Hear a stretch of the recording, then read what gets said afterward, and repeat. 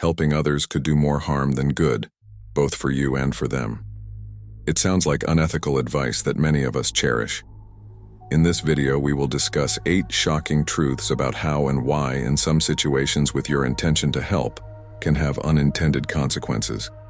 To clarify that, this approach is not to promote selfishness or discourage genuine kindness, but rather to offer a Stoic perspective that balances compassion with wisdom, empathy, and self-understanding. Number 1. Loss of personal time and resources. When you continuously extend your help to others, one of the most immediate impacts is the loss of personal time and resources. This phenomenon isn't just about financial or material resources. It often involves sacrificing your own time that could be spent on self-care, pursuing personal interests, or simply resting. Stoicism teaches the importance of moderation and self-preservation alongside altruism. The philosophy advocates for a balanced life where one's own needs are not consistently overshadowed by the needs of others. Excessive giving, without regard to one's own capacities and needs, can lead to personal depletion. In the long run, this imbalance can reduce not only your ability to help others effectively, but also your overall well-being. Therefore, it's crucial to establish boundaries and recognize when your charitable actions might be costing you more than you can afford, both in terms of time and other resources. Consider Marcus, a man deeply influenced by Stoic philosophy, who is committed to serving his community. He volunteers extensively, offering his expertise to local nonprofits, coaching youth sports, and participating in community cleanup efforts. Marcus believes in the Stoic ideal that virtue is the sole good and views his service as an essential expression of his character.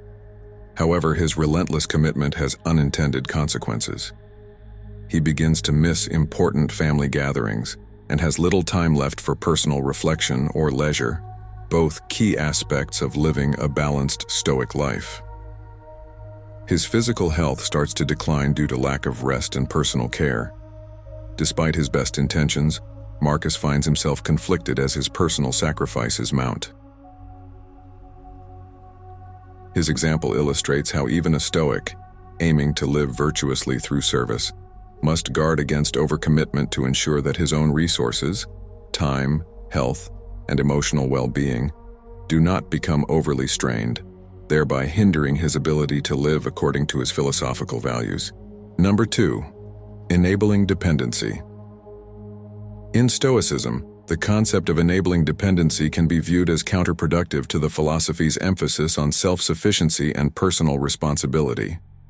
Stoics believe in developing inner strength and resilience, qualities necessary for personal growth and a virtuous life.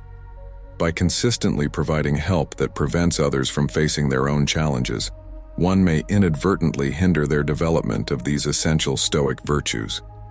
For example, imagine a Stoic teacher who constantly intervenes to solve problems for his students, preventing them from experiencing and learning from their own mistakes. Although his intentions are to protect and assist, this approach could keep his students from developing fortitude and wisdom, key virtues in Stoicism. The students might become reliant on external help, lacking the confidence and capability to address future challenges independently. In this context, a Stoic might reflect on the teaching of Epictetus, who emphasized the importance of focusing on what is within our own control and allowing others the dignity to do the same. The Stoic approach would encourage guiding others towards self-reliance and resilience, rather than creating dependencies. This promotes not only the individual's growth, but also aligns with the Stoic ideal that true help involves empowering others to become better stewards of their own lives. Number 3. Emotional drainage. In the context of Stoicism, emotional drainage refers to the depletion one might feel from overly investing in the emotional burdens of others, which can contradict Stoic principles that advocate for maintaining emotional equilibrium and focusing on what one can control. Stoics believe in the importance of detachment and rational handling of one's emotions to avoid being overwhelmed by external circumstances. Consider the case of Anna, a dedicated caregiver and a practitioner of Stoicism, who finds herself increasingly absorbed by the emotional distress of those she cares for. Her desire to provide comfort and support is commendable, but she begins to take on their emotional turmoil as her own, which leads to her feeling drained and less able to maintain her own serene state of mind. According to Stoic philosophy, while compassion is valuable, it should not come at the cost of one's inner peace. Marcus Aurelius, a Stoic emperor, emphasized the importance of staying unaffected by external emotions while maintaining a duty of care. He would advise someone like Anna to practice objectivity and remind herself that while she can offer support, she must not let the emotions of others disturb her own rational mind. By maintaining this detachment, she can continue to help others without sacrificing her emotional resilience, thus adhering to Stoic principles and ensuring her own well-being. Number 4. Resentment from unappreciated efforts. In Stoicism, the concept of resentment from unappreciated efforts is addressed by focusing on the intent behind actions rather than the outcomes or the recognition received. Stoics argue that virtue and the act of doing good should be their own rewards, independent of external validation or gratitude. Consider the scenario of Thomas, who regularly volunteers at a local shelter and donates resources with little acknowledgement. Over time, he begins to feel a growing sense of resentment as his efforts seem to go unnoticed and unappreciated by others. From a Stoic perspective, this emotional response could be seen as a departure from Stoic ideals, which advocate for acting virtuously without attachment to the fruits of one's actions. Epictetus, a prominent Stoic philosopher, would suggest that Thomas refocus on the reason for his volunteerism. If the primary motive is to contribute positively to the community, then the lack of recognition should not diminish the value of his contribution. Thomas is encouraged to reflect on his expectations and realign them with Stoic teachings, to seek fulfillment in the performance of his duties themselves, not in external validation. This adjustment in perspective can help alleviate feelings of resentment and reinforce a more resilient and self-sufficient mindset, true to Stoic philosophy. Number 5. Misplaced priorities. In Stoicism, misplaced priorities arise when one deviates from focusing on what is truly important, virtuous living and the pursuit of wisdom, and instead becomes preoccupied with external or less significant matters. Stoics emphasize the importance of living in accordance with nature and focusing on what one can control, primarily one's own thoughts and actions. Consider the case of Laura, who is deeply committed to her career and often works late hours to meet every demand at her job. While her dedication is noteworthy, it comes at the expense of her health and relationships, which suffer due to her lack of attention. Stoicism would critique Laura's situation as a clear example of misplaced priorities. Seneca, a Stoic philosopher, would advise that while work is important, it should not overshadow essential aspects of life such as personal well-being and fulfilling relationships, which are crucial for a balanced and meaningful life. Stoics would encourage Laura to reassess her commitments and ensure that her pursuit of external success does not compromise her moral and philosophical goals. By aligning her priorities with Stoic principles, Laura would be advised to balance her professional obligations with adequate time for self-care and personal relationships, thus promoting a more holistic approach to living virtuously. This realignment would not only improve her quality of life but also serve as a practical application of Stoic wisdom, focusing on what truly matters for a good life. Number 6. Manipulation risks. In the context of Stoicism, the risk of manipulation arises when one's willingness to help or altruistic actions are exploited by others for selfish purposes. Stoicism teaches the importance of wisdom and discernment in interactions with others to avoid such exploitation and maintain one's ethical integrity. For example, consider Alex, a generous and helpful individual who often goes out of his way to assist his colleagues. Over time, some colleagues begin to take advantage of his kindness by shifting their responsibilities onto him, exploiting his willingness to help to lessen their own workload.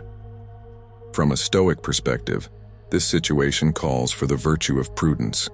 Alex must recognize the manipulation and assert appropriate boundaries. Stoic philosophers like Marcus Aurelius would counsel Alex to remain mindful of his intentions and the nature of his actions, ensuring they align with virtue rather than naively enabling others' unethical behavior. He should practice the Stoic principle of indifference towards external approval or disapproval, focusing instead on acting rightly. By applying Stoic wisdom, Alex can support his colleagues in a manner that is helpful but not self-sacrificial or susceptible to manipulation, thus preserving his autonomy and integrity. Number 7.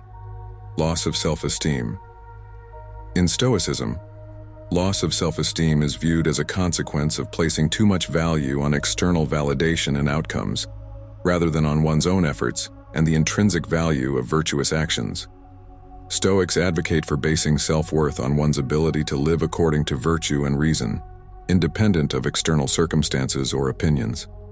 Take the case of Elena, who volunteers extensively in her community. Initially, she feels valued and confident in her contributions. However, over time, as the novelty wears off and fewer people express gratitude, she begins to doubt the worth of her efforts and her own value. According to Stoicism, Elena's dwindling self-esteem stems from her misplaced emphasis on external validation rather than on the virtue of her actions. Stoic teachings, particularly those of Epictetus, would advise Elena to reassess her source of self-esteem. She should focus on her intent and the integrity of her actions, which are within her control, rather than on external acknowledgement, which is not. By shifting her perspective in this way, Elena can maintain a stable sense of self-worth, grounded in her commitment to living virtuously, which Stoics argue is the true measure of self-esteem.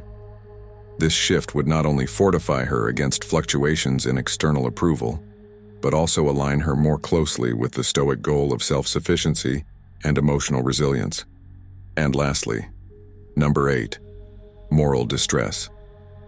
In Stoicism, moral distress arises when one faces situations where the right course of action is unclear, or where one's ethical obligations conflict, causing internal turmoil.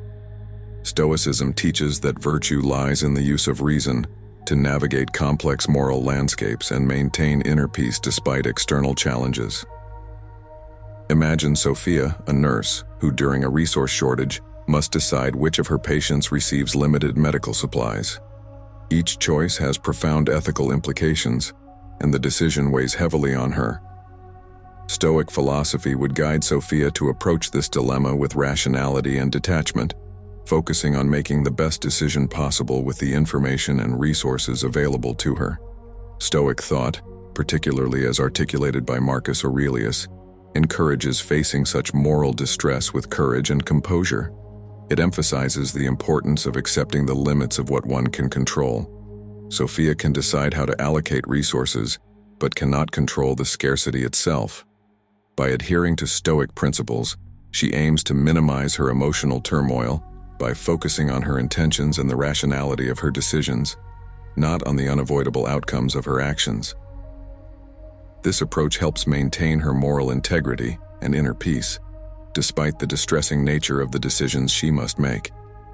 Helping others is indeed a noble endeavor, but it is crucial to recognize the limits of such assistance to preserve our own well-being and self-worth. Many virtuous individuals populate our lives, yet it is essential to remain cognizant that life circumstances are not uniformly positive. Stoicism teaches us to approach life with a balanced perspective, acknowledging both its light and dark aspects. We must exercise wisdom and restraint in our altruism, ensuring that our actions are guided by reason and do not compromise our moral integrity or personal stability. In doing so, we maintain our equilibrium and continue to act virtuously, aware of life's inherent complexities and our own capacities. Stay tuned and subscribe for more insights on combining Stoicism with modern interpersonal skills to enhance your personal and professional life.